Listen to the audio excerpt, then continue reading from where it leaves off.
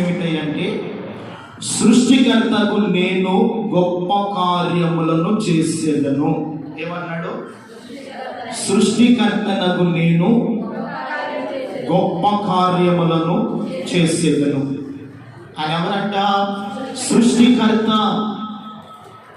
సృష్టి ఆరంభంలో ఉన్నవాడు, సృష్టి ముగింపులో కూడా ఉండగలిగిన వాడు సృష్టికర్త అయినటువంటి దేవుడు. ఆయన ఎవరంటే మనం ఆరాధిస్తున్న ప్రభువైన యేసుక్రీస్తు వారు. హల్లెలూయా! ఎటువంటి వాడు ఆయన? మనం ఆరాధిస్తున్న ప్రభువైన యేసుక్రీస్తు. సృష్టి ప్రారంభంలో ఉన్నవాడు, సృష్టి అంతములో కూడా ఉన్నటువంటి దేవుడై ఉన్నాడు. ఆ సృష్టికర్త అయిన దేవుడు ఈ రోజున మనకి ఎలా గుర్తుపోతున్నాడో ఒక 3-4 విషయాలు క్లుప్తంగా మనం ధ్యానం చేసుకొని ఆశీర్వాదకరంగా మనం ఈ కూడికను ముగించుకున్నాం. యెషయా ప్రవచన గ్రంథము 43వ అధ్యాయము మూలవాక్యముగా ఈ మాట చదువుకున్నాం. యెషయా ప్రవచన గ్రంథము 43వ అధ్యాయము అది కాదమ్మా 15వ వాక్యాన్ని చదువుకున్నాం. యెహోవానగు నేనే పరిశుద్ధ దేవుడను, ఇశ్రాయేలుకు సృష్టికర్తకు నేనే మీకు రాజును. తల వంచండి, ప్రార్థన. మహాపరిశుద్ధుడైన తండ్రి, నీ స్తోత్రాలు. చదివిన వాక్య భాగాన్ని దీవించండి, మాతో మీరు మాట్లాడండి. ఈ దినమున నేను మాట్లాడితే వినాలని నీ బిడ్డలు నీ మందిరానికి వచ్చారయ్యా. అవసరమైన మాటలు, ఆదరణకరమైన వాక్కులు, సమాధానకరమైన మాటల చేత నీ బిడ్డల హృదయాలు నింపబడి సమాధాన సంతోషములతో ఈ స్థలము నుండి తిరిగి వెలుగురుగాక. నీ కార్యములు జరుగునుగాక. ప్రతి బిడ్డను నీ వాక్యము చేత మీరు సంధించుదురుగాక. మీరు మాట్లాడి మహిమ పొందమని యేసు నామమున ప్రార్థిస్తున్నాను తండ్రి, ఆమేన్. హల్లెలూయా. జాగ్రత్తగా దేవుని వాక్యం విన్న అందరూ బాగున్నారా? దేవునికి స్తోత్రం. హల్లెలూయా. ఈ పండుగ దినాలంటే క్రిస్మస్ అంటే ఏమిటి? సంతోషము, ఆనందం. ఎలా ఉన్నారు మన కుటుంబాల్లో? సంతోషంగా ఉండాలి, సమాధానకరంగా ఉండాలి, కలిగిన దానితో తృప్తి చెంది దేవుడిచ్చిన వాటిని ధరించుకొని కలిగిన దానితో దేవుని కనపరుస్తూ దేవునికి ఇస్తూ దేవుని ఆరాధిస్తే అంతకు మించిన ఆనందం మరి ఏది లేదండి. హల్లెలూయా. ఏదైనా ఉందా? దేవుని స్తోత్రం. హల్లెలూయా. మన సహోదరి మల్లేశ్వరి, తన భర్త కూడా మహేష్ గారు ఈ రోజున మన మధ్యలోకి వచ్చినారు. దేవుని స్తోత్రం కలుగునుగా. దేవుడు నమ్మదగిన దేవుడు, ఆశ్చర్యకరుడైన దేవుడు. ఆయన నమ్మిన బిడ్డలను ప్రార్థనలు విని ఆలకించి కన్నీళ్లను నాట్యముగా మార్చి సమాధానంతో దేవుడు నడిపిస్తాడు. హల్లెలూయా. మంచిది. దేవుని వాక్యాన్ని మనం విన్నాం. మనం చెప్పుకున్న అంశం ఏంటి? సృష్టికర్తకు నేనే గొప్ప కార్యములను చేసేదను. మన దేవుడు ఎవరంట? సృష్టికర్త అయినటువంటి దేవుడు, ఆరాధనకు యోగ్యుడైనటువంటి దేవుడు, సృష్టి ప్రారంభంలో ఉన్నటువంటి దేవుడు, సృష్టి ముగింపులో కూడా ఉన్నటువంటి దేవుడైన ఈ యెషయా ప్రవచన గ్రంథము 43వ అధ్యాయము 15వ వాక్యములు అంటాడు, యెహోవాకు నేను మీకు పరిశుద్ధ దేవుడను, ఇశ్రాయేలు సృష్టికర్తనకు నేనే మీకు రాజును. ఎవరంటే ఆయన మనకు రాజు. యేసయ్య రాజ్యము అంతము లేనిది. యేసయ్య రాజ్య పాలన నిరంతరము నిలిచేది.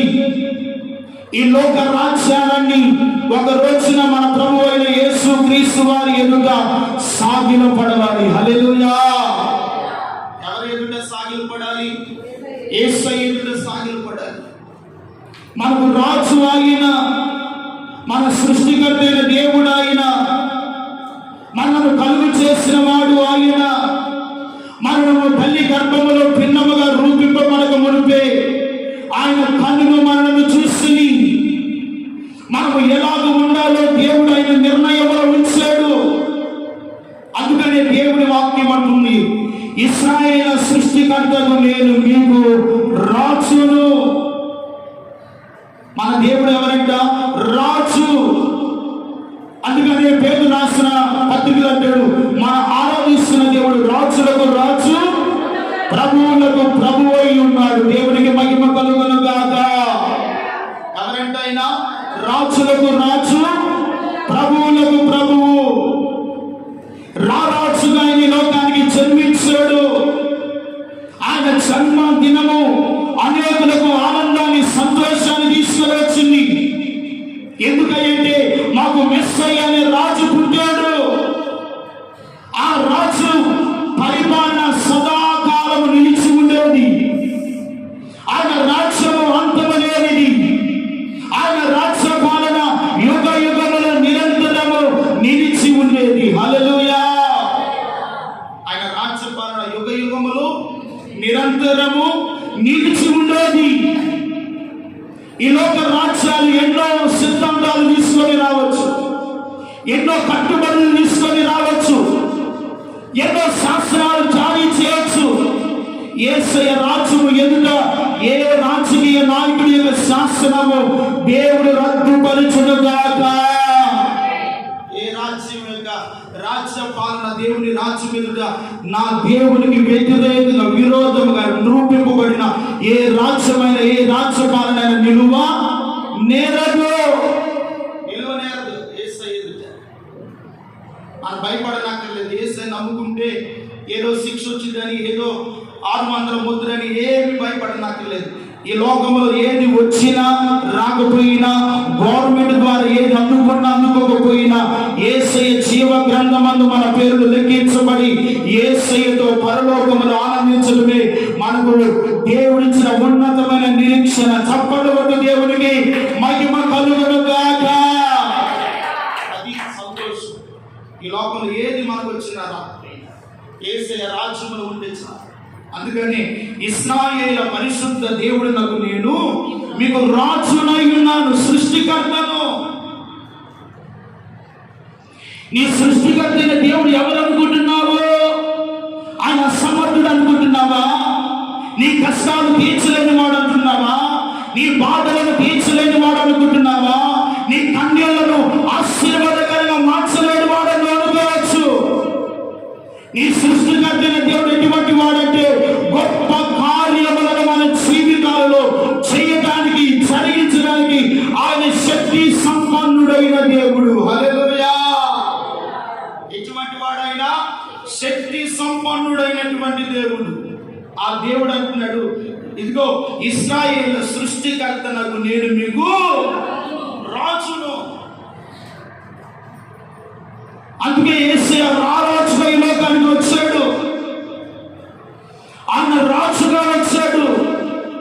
ఈ లోక రాజ్యాలు ఆయనను ప్రసవించడానికి, ఆయన తలవాల్చుకోవడానికి స్థలం లేకపోయినా, ఆయన సత్రములో మన కొరకు జన్మించి ఈ లోకాన్ని పరిపాలిస్తూ ఈ లోక రాజ్యాలన్నిటిని శాసించగలిగిన దేవుడై ఉన్నాడు. హల్లెలూయా.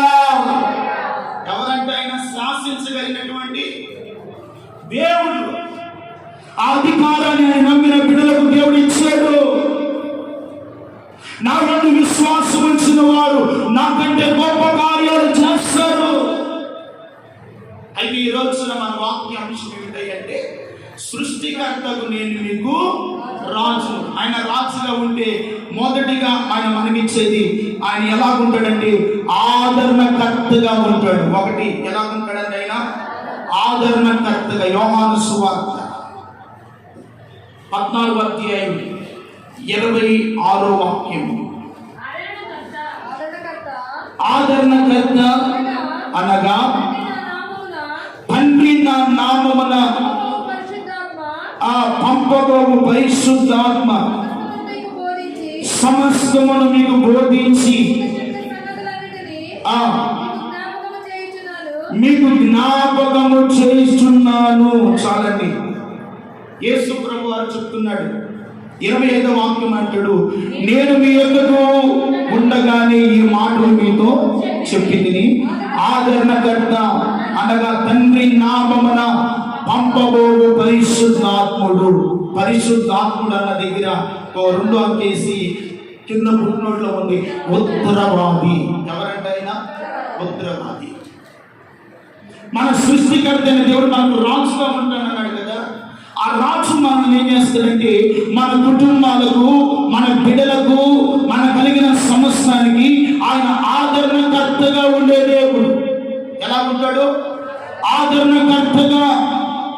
ఈ సంవత్సరంలో ఏ ఆదరణ లేకుండా ఉన్నావా? ఏ ఓటార్పు లేని స్థితిలో ఉన్నావా? అందుకనే యెషయా గ్రంథంలో 54వ అధ్యాయం అంటాడు, ప్రయాసపడి గాలివాన చేత కొట్టబడి ఆదరణ లేకుండా దానా నీలాంఛనములతో నీ కట్టడములను నేను కట్టుదును అంటున్నాడు. ఏమిటంట? ప్రయాసపడి గాలివాన చేత కొట్టబడి ఆదరణ లేకుండా దానా. ఈరోజు నా కుటుంబాల్లో ఆదరణ లేకుండా, సమాధానం లేకుండా, కన్నీళ్ళ మధ్య, సమస్యల మధ్య, రోగాల మధ్య ఇంతకాలం నడిపించబడుతూ వచ్చారు. ఈ రోజున నా దేవుడు మీకు ఎలా కనబడుతున్నాడంటే ఆయన ఆదరణకర్తగా మీ కుటుంబాలకు తోడయుడును గాక. మీ కుటుంబాలకు ఆదరణకర్తగా ఉంటాడు. ఆయన పరిశుద్ధాత్ముడుగా ఉంటాడు. ఆయన ఉత్తరవాది అనేటువంటి దేవుడుగా ఉంటాడు. ఆ పరిశుద్ధాత్ముడు మీకు ఏ ఏ సంగతులు బోధిస్తూ ఉన్నాడో ఆ ఉత్తరవాది సమస్యలను మీకు తేటగా తెలియజేస్తాడు. హల్లెలూయా. తేటగా మీకు తెలియజేస్తాడు. ఈ ఆదరణకర్త ఎటువంటి వాడంటే ఆదరణ లేక ఈ సమస్యలతో ఇటువంటి పట్టబడి రోగాల చేత పీడించబడుతూ నెమ్మది లేని స్థితి, అసమాధానకరమైన పరిస్థితులతో ఈ సంవత్సరంలో మీరు నడిపించబడుతూ వచ్చారు. ఎవరు నన్ను ఆదరిస్తారా? ఎవరు నన్ను పరామర్శిస్తారా? ఎవరు నా కుటుంబాన్ని ఆదుకుంటారని ఎన్నో సందర్భాలను కన్నీరు కాచి ఉండవచ్చు. ఈ సంవత్సరం చివరిలో దేవుడు నీతో మాట్లాడుతున్నాడు. సృష్టికర్తకు నేను నీ ఎడల గొప్ప కార్యాలు చేస్తానన్న దేవుడు ఆయన చేసే గొప్ప కార్యం ఏమిటంటే నీ కుటుంబాలకు నేను ఆదరణకర్తగా, మీ కుటుంబాలకు ఉత్తరవాదిగా నేను నిలబడబోతున్నాను. హల్లెలూయా. ఆయన మన పక్షమున నిలబడితే, ఆయన మనతో ఉంటే, మన హృదయాల్లో యేసయ్య ఉంటే, మన కుటుంబాల్లో యేసయ్య ఉంటే, ఆయన సత్య స్వరూపులకు ఆత్మతో నింపి మన కుటుంబాలను ఆదరణతో నింపుడుగాక. దేనితో నింపుతాడైనా? ఆదరణతో నింపుతాడు. ఈరోజున ఎన్ని కుటుంబాల్లో ఆదరణ లేకుండా ఉన్నాయండి. ఎన్ని కుటుంబాల్లో ఓదార్పు లేకుండా ఉన్నాయండి. ఎన్ని కుటుంబంలో ఏదో ఒక సమస్యతో వచ్చారు. ఏదో ఒక ఒడిదుడుకుల మధ్య మీరు ప్రయాణం చేస్తూ వచ్చారు. ఈ సంవత్సరం ముగింపులో నా దేవుడు మీ కుటుంబాలకు నేను మీ ఎదుట ఆదరణకర్తగా నిలబడబోతున్నాను. మీకు పరిశుద్ధాత్మను అనుగ్రహించబోతున్నాను. తండ్రి ఆయన పక్షమున నిలబడిన వారి ద్వారా ఏ సంగతులు మీకు బోధిస్తానో ఆ సంగతులు మీరు జాగ్రత్తగా విని వాటి చొప్పున నడిస్తే మీ ఎడల నేను గొప్ప కార్యములను చెయ్యదును. హల్లెలూయా. మీ బిడ్డల జీవితాల్లో కానీ, మీ బ్రతుకులో కానీ, నీ కుటుంబంలో కానీ, నీ వ్యక్తిగత ఆత్మీయ జీవితంలో నా దేవుడు ఎటువంటి వాడంటే గొప్ప కార్యములు చేయగలిగిన దేవుడై ఉన్నాడు. హల్లెలూయా. ఏం చేస్తాడైనా? గొప్ప కార్యాలు చేస్తాడు. భయపడవద్దు, దిగులు చెందవద్దు. నీవు నమ్మిన దేవుడు ఎటువంటి వాడు ఆలోచించు. నువ్వు ఆరాధిస్తున్న దేవుడు సర్వశక్తిమంతుడైన దేవుడు. ఆయన తండ్రి యొద్ద నుండి పంపబడిన పరిశుద్ధాత్ముడు. ఈ ఆదరణకర్త నేటికి ఇప్పటి వరకు అందరి జీవితాలను, అన్ని కుటుంబాలలో ఆయన ఆత్మ సంచరిస్తూనే ఉంది. హల్లెలూయా. ఎంతవరకు ఆయన ఆత్మ సంచరిస్తున్నాడు. ఆయన సంచరిస్తున్నాడు. ఆయన మనతో ఉన్నాడు. ఏ దినము కావలసిన దినము ఆత్మల దేవుడు మనకు అనుగ్రహిస్తూ మనల్ని తన వాక్యము చేత, ఆయన తన మాట చేత మనల్ని ఆదరించే దేవుడై ఉన్నాడు. హల్లెలూయా.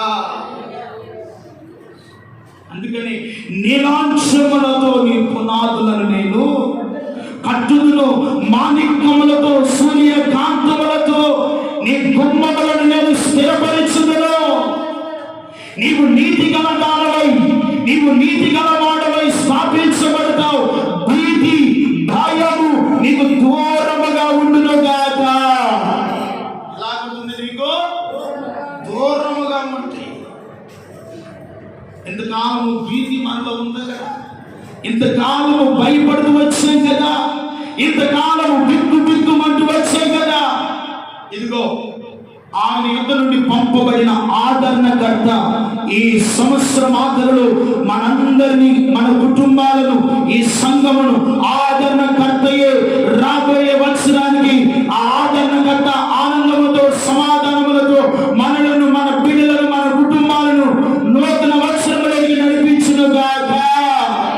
ఆయన నడిపిస్తాడు. రెండవది ఆయన సహాయపు కర్త. ఎవరంటైనా రెండవది సహాయపు కర్త. చూడండి, హోషేయ గ్రంథము 13వ అధ్యాయము 9వ వాక్యం. హోషేయ గ్రంథము 13వ అధ్యాయము 9వ వాక్యం. ఇశ్రాయేలు నీ సహాయకర్తనకు నాకు నీవు విరోధివై నిన్ను నీవే నిర్మూలము చేసుకుంటూ చాలండి. ఇశ్రాయేలుకి ఎలా ఉన్నాడంటే ఆయన సహాయపు కర్త. ఈ రోజున మన కుటుంబాలకు దేవుడు ఎలా ఉన్నాడంటే సహాయపు కర్తగా నిలబడ్డాడు. కానీ మనం ఆయనకి ఏమవుతున్నాము? విరోధం అయిపోతున్నాం. ఆయన సహాయకర్తగా నీ కుటుంబానికి రావాలని, నీకు సహాయము చేయాలని, నీ కుటుంబంలో సహాయకర్తగా నిలవాలని ఆయన నువ్వు చూసుకుంటే ఎన్నో సందర్భాలలో ఇశ్రాయేలు వల్లే సహాయము కర్తైన దేవునికి ఏమైపోయారు? విరోధులైపోయారు. ఇశ్రాయేలు సహాయము కర్తకు విరోధులైపోయారు. ఒకవేళ నీవు దేవునికి విరోధమైపోయావేమో, ఒకవేళ దేవునికి ఆయస్కరణ చూపిస్తున్నావేమో, ఒకవేళ దేవుని మాటలు గణచేయబడుతున్నావేమో, ఒకవేళ దేవునికి హృదయంలో స్థానం లేదేమో ఆలోచించి రోజు. అందుకే దేవుడు నీకు సహాయం చేయలేని స్థితిలో ఉన్నాడు, నీ కుటుంబాన్ని ఆదుకోలేని స్థితిలో ఉన్నాడు, నిన్ను ఆదరించలేని స్థితిలో ఉన్నాడు. కారణము నీవు దేవునికి విరోధమైపోతున్నావు. ఒకవేళ దేవునికి ఇంతకాలము విరోధమైపోయి దేవుని మాటలు వినకుండా ఆయన యొక్క పొందుకోవలసిన సహాయాన్ని పొందుకోలేని స్థితిలో ఉన్నావా? ఇక నుండి దేవునికి విరోధమై ఉండడం మాని దేవుని పక్షములను నిలబడితే నీ కుటుంబాలకు, నీ బిడ్డలకు, నీ కలిగిన ఆత్మీయ జీవితానికి నా దేవుడు ఎలా నిలబడబోతున్నాడంటే సహాయపు కర్త. హల్లెలూయా! ఎలా ఉంటాడు ఆయన? సహాయపు కర్త. ఆయన మనకు సహాయకుడిగా ఉంటే ఆపత్కాలమైన పరిస్థితులు, రోగములు, సమస్యలు, బాధలు, కన్నీరు, వేదన ఎన్ని వచ్చినా నీ ఉన్నవాడు ఎటువంటి వాడంటే సహాయపు కర్త. హల్లెలూయా! ఎవరైనా సహాయపు కర్త. ఇంతకాలం నాకు ఎవరు సహాయం చేస్తారు? ఎవరు నా బిడ్డను ఆదుకుంటారు? ఈ సమస్యలు నాకు ఎవరు ఆదుకొని వాళ్ళు నాకు సహాయం చేస్తారని వచ్చావు కదా. అందుకనే మనుషుల సహాయము వ్యర్థము, రాజుల సహాయము వ్యర్థము, యెహోవా సహాయము మనకు మేలు. హల్లెలూయా! ఎవరి సహాయం కావాలి మనకు? యెహోవా సహాయము కావాలి. మనుషులు ఎంతకాలం సహాయం చేస్తారండి? చేస్తే 1 రోజు 2 రోజులు సహాయం చేస్తారు. ఎల్లకాలం సహాయం చేయగలుగుతారా? చేయలే. అందుకని లోకంలో సామెత ఉంది కదా, ఇంటికి వచ్చిన చుట్టము 1, 2 రోజు కొత్త శుష్కము, కొత్త చుట్టాలు, 3వ రోజుకి మురికి చుట్టాలు. అంతే కదా, ఏ చుట్టాలు అయిపోతారు? మురికి చుట్టాలు అయిపోతారు. ఇంకా ఎన్నో సొనుకులు గొనుకులు వస్తామంటే ప్రియమైన వాళ్ళరా, మన దేవుడు అలాగూ సనుకునేవాడు కాదు, గొడుక్కునేవాడు కాదు. నువ్వు ఏ సమస్యలో ఉండి ఆయన ఎదురు వచ్చి విచారణ చేసి, నా దేవా ఈ స్థితిలో నేనున్నానయ్యా, ఈ సమస్యలో నేనున్నానయ్యా, ఈ రోగముతో నేను బాధపడుతున్నానయ్యా, నీవు నా ఎదుట సహాయకర్తగా నన్ను ఆదుకో ప్రభు అంటే, నా కుమారుడా, నా కుమార్తె, ఇదిగో నీకు సహాయకర్తగా నేనున్నాను. హల్లెలూయా అని చెప్తాడండి. అలా చెప్పే దేవుడు మన దేవుడు. ఇటువంటి వాడంటే ఆయన సహాయకర్త. ఇశ్రాయేలు, నీ సహాయకర్త అయినటువంటి నీ దేవుడికి నువ్వేమైపోయావో? విరోధమైపోయావు. ఆయన విరోధమైపోతే మనం బ్రతకగలుగుతామండి? మనము జీవించగలుగుతామండి? మనం ఈ లోకంలో సుఖంగా జీవించగలుగుతామా? సౌఖ్యమును అనుభవించగలుగుతామా? ఆయన ఇచ్చే ఆనందాన్ని మనము పొందుకోగలుగుతామా?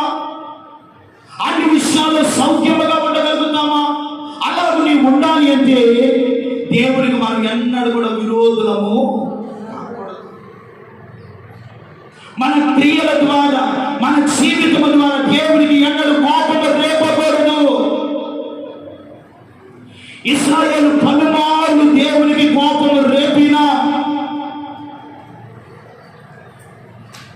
ఆయనకి ఎలాగున్నాడంటే సహాయకర్తగా ఉన్నాడు. ఎలాగున్నాడంటే ఆయన సహాయకర్తగా. అందుకని మూల వాక్యంలో మనం చదువుకున్నాం కదా, యెషయా గ్రంథంలోనే ఏం చదువుకున్నాం?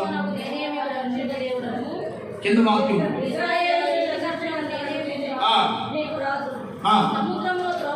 ఇది సముద్రములో త్రోవను కలుగుచేవాడు ఆయనే, వాడిగల జనములలో మార్గము కలుగు చేయవాడు ఆయనే. వినండి, సముద్రములో త్రోవ.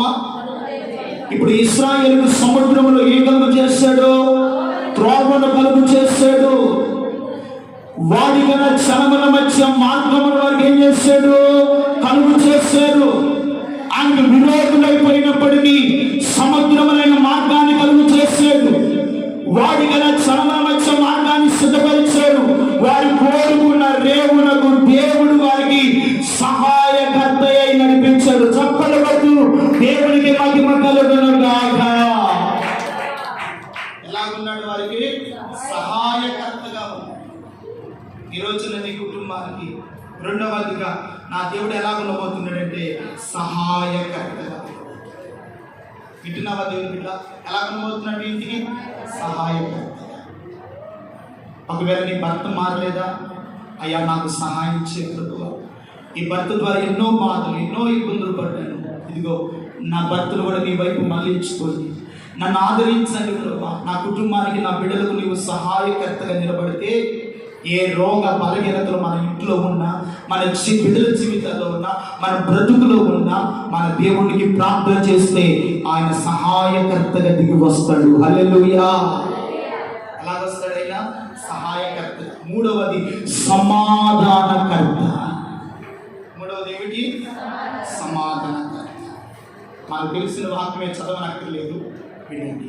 యెషయా గ్రంథంలో శిశువు పుట్టెను, ఆయన కుమారుడు అనుగ్రహింపబడెను, ఆయన భుజముల మీద రాజ్యభారం ఉండెను, ఆశ్చర్యకరుడు, ఆలోచనకర్త, బలవంతుడైన దేవుడు, నిత్యుడగు తండ్రి, సమాధానకర్తయగు అధిపతి అని ఆయనకు పేరు పెట్టబడెను. హల్లెలూయా. ఎవరంటే ఆయన? మూడవది సమాధానకర్త అయినటువంటి దేవుడు. ఈ సంవత్సరంలో నీ కుటుంబంలో సమాధానం లేదా? ఈరోజు నీ బ్రతుకులో సమాధానం లేకుండా నడిపించబడుతూ వచ్చావా? నీ బిడ్డల జీవితాల్లో సమాధానం లేక అసమాధానముతో, కన్నీళ్లతో నీ బ్రతుకు వెలబుచ్చుతూ వచ్చావా? ఈ రోజున నా దేవుడు మీ కుటుంబాలకు సమాధానకర్తగా ఉండబోతున్నాడు. హల్లెలూయా. ఎలా ఉంటాడు ఆయన? సమాధానకర్త. అందుకనే మనకు శిశువు అనుగ్రహింపబడెను, ఆయన భుజముల మీద రాజ్యభారము, ఆశ్చర్యకరుడు. ఇంకో మాట కూడా చెప్పుకోవచ్చు, ఆలోచనకర్త. హల్లెలూయా. ఇంకా ఇంతకాలం ఏ ఆలోచన లేకుండా నిస్సాయసరమైనటువంటి ఆలోచనలు వచ్చావా? నీకు మంచి ఆలోచన కర్తను నా దేవుడు నీకు మంచి ఆలోచన ఇచ్చి నవనూతనమైన కార్యాలతో మిమ్మల్ని నడిపించునుగాక. ఆలోచనకర్త మీకు పరసంబంధమైన జ్ఞానం ఇచ్చునుగాక. ఆయన ఆలోచన నిత్యుడగు తండ్రి సమాధానం. ఎటువంటి వాడైనా సమాధానం. దేవుడు పెట్టారా? అందుకని యోహాను సువార్తలు అంటాడు, ఇన్నా చదువుకున్న అధ్యాయంలోనే ఒక చక్కని మాట అంటాడు. ఇన్నా చదువుకున్నటువంటి వాక్యంలోనే ఒక చక్కని మాట అంటాడు. చదవండి. 27వ వచనాన్ని, శాంతిని మీకు అనుగ్రహించవెలుచున్నాను, నా శాంతిని మీకు అనుగ్రహించుచున్నాను, లోకం ఇచ్చినట్లుగా కాదు నేను మీకు అనుగ్రహించలేదు, మీ హృదయములను కలవరపడకునేయుడి. శాంతి అనే దగ్గర 3వ అంకేసి కింద పుట్టినట్లు అంటున్నాడు సమాధానము. హల్లెలూయా. ఏమిటంట? సమాధానం. నా శాంతిని మీకు వెలుచున్నాను, లోకం ఇచ్చినట్లుగా కాదు. లోకము కాసేపు సంతోషాన్ని ఇస్తుంది. టీవీ దగ్గర కూర్చుంటే ఒక అరగంట సంతోషంగా ఉంటాయేమో, తర్వాత సీరియల్ సినిమా అయిపోయిన తర్వాత ఏమిటి? దుఃఖమే కదా, సమస్యలే కదా, రోగమే కదా, ఏమిటి భర్త మారలేదు, ఏమిటి బిడ్డలు నా మాట వింటలేదు, ఈ అసమాధానంతో ఉండటమే కదా. ఇది లోకం ఇచ్చే అశాంతి. అయితే నా దేవుడు ఇచ్చే సమాధానం ఎటువంటిదంటే, నా శాంతిని మీకు అనుగ్రహించుచు వెలుచున్నాను, లోకం ఇచ్చినట్లుగా నేను మీకు ఇవ్వట్లేదు. లోకంలో కాసేపు సంతోషము, కాసేపు సమాధానం ఇస్తుందేమో, ఆయన ఇచ్చే సమాధానము యుగ యుగములు నిలిచి ఉండేది. చప్పటి కొట్టు దేవునికి మహిమ కలుగునుగాక. అందుకని మన దేవుడు ఎలా ఈ లోకానికి వచ్చాడంటే సమాధాన కర్తయగు అధిపతిగా వచ్చాడు. హల్లెలూయా. ఆయన ఎవరంటే మనకు ఆయన అధిపతి, సమాధానము అధిపతి, ఆయన సమాధానానికి కర్త. నీ జీవితంలో సమాధానం ఇవ్వగలిగిన వాడు, నీ బిడ్డల మధ్య సమాధానం ఇవ్వగలిగిన వాడు, అన్న చెమ్మల మధ్య, అక్క చెల్లెల మధ్య, కోపుల మధ్య, అత్త కోడల మధ్య సమాధానకర్త అయిన దేవుడు. అయిన సమాధానకర్త ఏంటి? ఏ సమాధానం లేకుండా ఈ సంవత్సరం నడిపించబడుకోవచ్చు. అందుకనే మనకు కుమారుడు అనుగ్రహింపబడ్డాడు. ఆయన ఎవరంట? సమాధానకర్తయగు దేవుడు. అందుకనే పరలోక సైన్య సమూహముతో కూడా ఆ దూతతో కూడా కలిసి అన్నాడు, సర్వోన్నతమైన స్థలములలో మహిమయు ఆయనకి ఇష్టమైన మనుషులకు భూమి మీద సమాధానము. హల్లెలూయా. ఆయనకి ఇష్టమైన మనుషులకు భూమి మీద సమాధానము. ఆయన రావటమే సమాధానం, ఆయన రావటమే సంతోషము, ఆయన రావటమే చీకటి బ్రతుకులలో వెలుగుతో నింపబడ్డాయి. హల్లెలూయా. ఆయన వచ్చినందుకే చీకటి బ్రతుకులు ఎలా నింపబడ్డాయి? వెలుగుతో నింపబడ్డాయి. 4వదిగా ఆయన ఎవరంటే శాసనకర్త. ఎవరంటే ఆయన శాసనాన్ని కర్త. ఆ రోజున 127 దేశాలకి అహస్వర్ రాజు ఉన్నాడు. ఆ రాజు కింద హామాన్ అనే చిన్న మంత్రి ఉన్నాడు. యూదులను చంపాలని ఒక శాసనాన్ని రాజుకు తెలియకుండా రాయించాడు. మన దేవుడు ఎవరంటే శాసనములను తల్లకిందులుగా మార్చగలిగిన వాడు, శాసనకర్త. హల్లెలూయా. ఎలాగ మారుస్తాడు? శాసనములను తల్లకిందులుగా మార్చే దేవుడు. ఈ యూదులు, ఈ క్రైస్తవులు, ఈ దేవుని మందిరాలు, దేవుని ఆరాధన జరగకూడదని ఎందరు రాజకీయ నాయకులు ప్రపంచ దేశాల్లో ఎంతమంది ఏమి చేసినా శాసనములను ప్రార్థన చేస్తే దేవుడి తల్లకిందులుగా మార్చాడు. హల్లెలూయా. ఆయన ఎదుట ఈ లోక రాజ్యాలు ఎందుకు పనికిరావండి? ఆయన ఎవరంటే శాసనానికి కర్త. యెషయా గ్రంథం 33వ అధ్యాయం 22వ వాక్యం. యెహోవా మనకు న్యాయాధిపతి. ఇదిగో యెహోవా మనకు శాసనకర్త, యెహోవా మనకు రాజు. ఆయన మనలను, మన కుటుంబాలను, మన దేశాన్ని రక్షించును గాక. ఎటువంటి వాడైనా శాసనకర్త. లోకంలో ఎన్నో జీవులు రావచ్చు, ఎన్నో శాసనాలు రావచ్చు, క్రైస్తవులు లేకుండా చేయాలని ఎన్నో కుట్రలు పండొచ్చు. మన దేవుడు ఎవరైనా ప్రార్థన చేస్తే శాసనములను మార్చగలిగిన వాడు, రాజ్యములను గొప్పకోల్చగలిగిన వాడు, శత్రువును అణిచివేయగలిగిన వాడు ఎవరంటే ఆయన యెహోవా మనకు శాసనకర్త, యెహోవా మనకు రాజు. ఆయన మనలను మన కుటుంబాలను ఏం చేయగలిగిన వాడు. ఎన్ని రాజ్యాలు వచ్చినా, ఎన్ని ప్రభుత్వాలు వచ్చినా, ప్రియమైన వాళ్ళారా, ఈ లోకంలో ఒక ముఖ్యమంత్రి ఉన్నాడు అనుకో, ఎన్ని సంవత్సరాలు పరిపాలిస్తాడు? ఒక 5 సంవత్సరాలు. మరలా ఎలక్షన్ జరిగితే మరొక రాజు వస్తాడు. ఎన్ని రాజులు మనకున్నా రారాజు అయిన యేసయ్య మనకున్నాడు. హల్లెలూయా. రారాజు అయిన యేసయ్య మనకున్నాడు. ఆయన మనకుంటేనంట మనం ఏం చేస్తాడు? ఆయన రక్షిస్తాడు, ఆయన కాపాడుతాడు, ఆయన విడిపిస్తాడు. ప్రతికూలమైన పరిస్థితులలో నుండి ఆయన మన కుటుంబాలను రక్షించగలిగిన దేవుడు. ఎటువంటి వాడైనా రక్షించగలిగినటువంటి దేవుడు. అందుకనే ఆయన ఎవరంట? శాసనకర్త. హామాను అదే చేస్తాడు. యూదులు కనబడకూడదని శాసనాన్ని రాయించాడండి. ఎస్తేరు మొద్దుకై యూదులందరూ సుసన్న కోటలో ఉపవాసం ఉండి 3 దినాలు ప్రార్థన చేయగా శాసనం ఏమైపోయింది? శాసనం ఏమైపోయింది? ఏ శాసనాన్ని అయితే రాయించాడో ఆ శాసనాన్ని స్థాపించిన వాడే అదే 50 మూరల ఉడిపోయి వేలానికి ఉంటాడు. మన దేవుడు అసమర్థుడు అనుకుంటున్నావా? మన దేవుడు చాతకాని వాడు అనుకుంటున్నావా? ఆలోచించు దేవుడు బిడ్డ. ఆయన శాసనకర్త, శాసనకర్త. ఆయన మన పక్షంలో ఉంటాడు, ఆయన మనతో ఉంటాడు. అందుకని ఎబ్రీ పత్రికలు అంటాడు 2 అధ్యాయం 10వ వాక్యం, 2 అధ్యాయం 10వ వాక్యం, ఎవరి నిమిత్తము సమస్తము ఉన్నవో, ఎవరి వలన సమస్తము కలిగినవో, ఇదిగో అనేకులైన కుమారులను కుమార్తెలను మహిమకు తెచ్చుటకు ఆయన వారికి రక్షణకర్తగా నిలబడ్డాడు. హల్లెలూయా.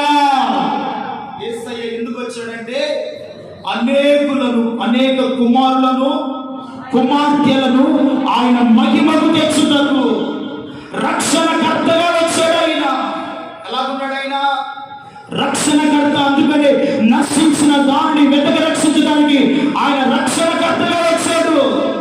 చీకటి బ్రతుకులలో, మరణంలో, కాపు ఛాయల్లో కూర్చున్న వారికి వెలిగించడానికి రక్షణకర్తగా వచ్చాడు. ఆయన ఎవరంటే ఆయన రక్షణకర్త, శాసనకర్త. ఆయన అదే ఎబ్రీ పత్రిక 12వ అధ్యాయం 1వ వాక్యం అంటాడు, 2వ వచనం, మనము కూడా ప్రతి భారమును సులువుగా చిక్కుపెట్టి పాపములు విడిచి విశ్వాసానికి కర్తయు దాన్ని కొనసాగించువాడైన యేసు వైపు చూచుచు మన ఎదుట వచ్చబడిన పందెపు రంగములో ఓపికతో పరిగెత్తుదుము. హల్లెలూయా అని అంటూ ఆయన ఎదుట వచ్చబడిన ఆనందమును నిర్లక్ష్య పెట్టి సిలువను సహించి దేవుని సింహాసనమందు కుడిపార్శ్వమున ఆసీనుడై ఉన్నాడు. హల్లెలూయా. ఇంకా చెప్పాలంటే ఆయన రక్షణకర్త, విశ్వాసానికి కర్త. ఈరోజు నేను విశ్వాసానికి కర్త ఎవరు? నీ భక్తి జీవితానికి కర్త ఎవరు? నీ ప్రార్థన జీవితానికి కర్త ఎవరు? ఆలోచించు. ఇదిగో ప్రతి భారము సులువుగా చిక్కుపెట్టు ప్రతి పాపమును ఆయన విడిపించడానికి, ఆయన రక్షించడానికి, మానవాళికి విముక్తిని ప్రకటించడానికి ఆయన శాస్త్రకర్తగా, రక్షణకర్తగా వచ్చాడు. ఎవరైతే విశ్వాసంతో ఆయన వైపు చూస్తారో వారు రక్షింపబడతాడు. హల్లెలూయా. అందుకని భూదిగంత నివాసులారా నా వైపు చూసి మీరు రక్షణ పొందుడి. ఎవరి వైపు చూడాలి? ఆయన వైపు. ఎందుకు ఆయన వైపు చూస్తా? మనుషుల వైపు చూస్తావా? లోక పరిస్థితుల వైపు చూస్తావా? సుఖభోగాల వైపు చూస్తావా? అల్పకాల పాపము భోగాలు అనుభవిస్తూ వాటి వైపు చూస్తావా? వాటి వైపు చూస్తే అవి నిన్ను నాశనానికి తీసుకెళ్ళగలదు. నిత్య నరకానికి వీడ్చుకొని వెళతాయి. నీవు చూడవలసింది విశ్వాసానికి రక్షణకర్త అయిన ప్రభువైన యేసు క్రీస్తు వారి వైపు నువ్వు చూడగలిగితే నిన్ను రక్షించడానికి, నిన్ను విడిపించడానికి, నీ కుటుంబాన్ని కాపాడడానికి ఆయన రక్షణకర్తగా నిలబడును గాక. రక్షణకర్తగా నిలబడితే భయపడనట్టు, దిగులు చెందనట్టు. అందుకని సృష్టికర్తకు నేను మీ ఎడల గొప్ప కార్యములను చేస్తాను. ఒకటి, ఆదరణకర్తగా ఉంటాడు. రెండవది, సహాయకర్తగా ఉంటాడు. మూడవది, సమాధానకర్తగా ఉంటాడు. నాలుగవది, శాసనకర్తగా ఉంటాడు. ఐదవది, రక్షణకర్తగా ఉంటాడు. ఆరోది, విశ్వాసానికి కర్తగా ఉంటాడు. హల్లెలూయా. ఎలా ఉంటాడంటే ఆయన విశ్వాసానికి కర్త. మీ జీవితంలో ఎలా ఉంది ఆలోచన. నేను బిడ్డారా, ఈ జీవితాన్ని ఇదిగో ఇంతకాలం ఆదరణ లేకున్నావా, నీ జీవితంలో ఆదరించడానికి దేవుడు వచ్చాడని. లోకం ఇచ్చినట్లుగా కాదు, నా శాంతిని మీకు అనుగ్రహిస్తున్నాను, నా సమాధానాన్ని మీకు అనుగ్రహిస్తున్నాను. అందుకని ఆయన సమాధానకర్తగా వచ్చాడు. ఇంతకాలం ఏ సహాయం లేక నిస్సహాయ స్థితిలో ఉన్నావా, దేవుడు బిడ్డారా, ఇదిగో నీ కుటుంబానికి సహాయం చేయడానికి ఆయన వచ్చాడు. నేను ఆదుకునడానికి ఆయన వచ్చాడు. నేను బలపరచాలని ఆయన వచ్చాడు. నీ కుటుంబాన్ని నడిపించాలని ఆయన వచ్చాడు. నీ జీవితంలో ఎన్నో శాసనాలు మన దేశం మీదకి, మన రాష్ట్రాల మీదకి వచ్చిన ఎంతవరకు ఆయన మనకు శాసనకర్తగా నిలబడ్డాడు. ఇంకా నీ బిడ్డలు రక్షింపబడలేదా? నీ భర్త మారు మనసు పొందలేదా? ఇదిగో ఈ రోజునైనా మన కుటుంబాలలో, మన భర్తల జీవితంలో, భార్యల జీవితంలో, బిడ్డల జీవితంలో రక్షణకర్తగా ఆయన నిలబడబోతున్నాడు. రాబోయే దినాల్లో నీ బిడ్డలు రక్షణలోనికి రావాలి. చీకటిలో నుండి ఆశ్చర్యకరమైన వెలుగులోనికి నీ భర్తలు రావాలి. యేసయ్యలో వారు జీవించాలి. యేసయ్యలో ఉన్న ఆనందము, సమాధానము నీవు అనుభవించడం కాదు, నీ ఇంటి వారందరూ అనుభవించడం కాక. అందుకనే ఆ రోజు పౌలు గారు మాట్లాడుతుండగా హృదయం తెరవబడింది. ఇంటి వారందరూ మార్చబడ్డారు. దేవుని స్తోత్రం కలుగునుగా. ఈరోజు నీ మాటల చేత నువ్వు కదిలించబడాలి అని ఎటువంటి వాడో ఆలోచించు, ఎంత శక్తి సంపన్నుడో ఆలోచించు. అందుకని సృష్టికర్తకు నేను మీకు గొప్ప కార్యములు చేసేదను, ఇశ్రాయేలులకు సృష్టికర్తకు నేను మీకు రాజును. మన దేవుడు రాజులకు రాజు, ప్రభువులకు ప్రభువై. భయపడనక్కర్లేదు. మన దేవుడు రారాజైన దేవుడు. మన కుటుంబానికైనా రాజుగా ఉండేవాడు. ఆ రారాజైన దేవుడిని నీ ఇంటి ద్వారా, నీ బ్రతుకు ద్వారా, నీ జీవితము ద్వారా, నీ హృదయంలో ఆ రాజుకి స్థానం ఉందా? ఆ రాజుని ఆహ్వానించగలుగుతున్నావా? ఆ రాజుకి నీ హృదయంలో కాస్త చిన్న స్థానం ఇస్తే ఆ రాజు నిన్ను ఈ లోకంలో ఎలాగో తీర్చిదిద్దాలో, నీ బిడ్డలను, నీ భర్తను ఎలాగో మార్చుకోవాలో ఆ రాజు అనేకమైన విషయాలు నీ బిడ్డలకు, నీ భర్తకు బోధిస్తాడు. హల్లెలూయా. ఆయన రాజుగా ఉంటాడండి. ఆయన గొప్ప కార్యాలు చేస్తాడు, ఉన్నతమైన కార్యాలు చేస్తాడు. ఈ మాటలు వింటున్నావు ప్రియమైన సహోదరి, సహోదరుడా, నువ్వు దిగులు పడనక్కర్లేదు, భయపడనక్కర్లేదు. ఒకటి ఆయన ఆదరణకర్తగా, సహాయకర్తగా, సమాధానకర్తగా, శాసనకర్తగా, రక్షణకర్తగా, విశ్వాసకర్తగా. ఇదిగో ఆయన మనకు ఉండబోతున్నాడు. మన జీవితంలో గొప్ప కార్యాలు, ఉన్నతమైన మేలుతో, ఆశ్చర్యకరమైనటువంటి దీవెనతో ఈ రోజున దేవుని మందిరం అడుగుపెట్టిన మిమ్మల్ని అందరినీ కూడా నా దేవుడు ఈ సంవత్సరం ఆఖరిలో గొప్ప కార్యాలతో మిమ్మల్ని ఊరేగించును గాక. ఆశ్చర్య కార్యాలు మీ బ్రతుకులో జరుగును గాక. మీ బిడ్డల జీవితాల్లో ఎన్నడూ చూడలేని ఒక గొప్ప ఆశీర్వాదాన్ని నా తండ్రి సియోనులో మీకు దయచేయును గాక. తలవంచని ప్రార్థన.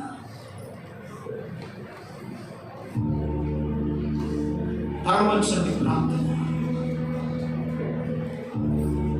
ఒక చిన్న ప్రార్థన దేవుని సన్నిధించి